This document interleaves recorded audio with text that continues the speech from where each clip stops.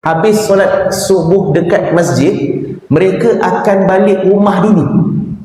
Kenapa balik rumah dulu? Kerana di masjid tempat mereka dapat rahmat, dan mereka nak bawa itu ke rumah dulu.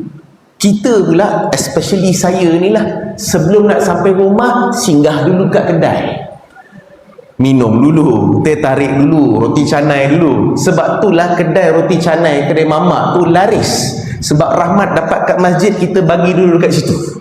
Sebab itulah kenapa sebaiknya lepas selesai urusan dekat masjid, dapat rahmat Allah, keampunan Allah dekat sini, kita bawa ke rumah dulu. Jadi lepas tu nak pergi minum ke, nak pergi berjalan ke apa semua, lepas tu.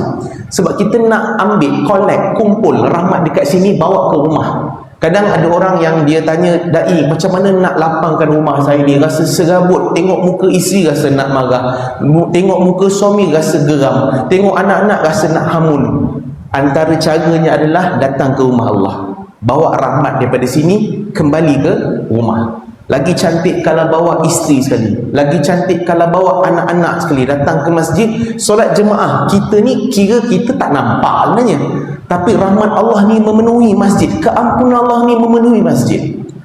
Sebelum kita masuk syurga, Allah telah hadiahkan kita dekat dunia ni taman-taman syurga dulu. Taman-taman syurga ni ada dua je tempat. Yang pertama di Masjid Nabawi, kan kat Raudah, itu taman-taman syurga. Doa di dalamnya makbul, doa di dalamnya, doa ni tak ada hijab antara kita dengan Allah.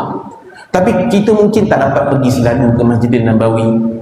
Maka kedua adalah taman-taman syurga kedua ada kat mana? Ada di majlis-majlis ilmu macam ni. Inilah tempat kita nak ambil rahmat Allah Subhanahu Wa Taala, bawa ke rumah.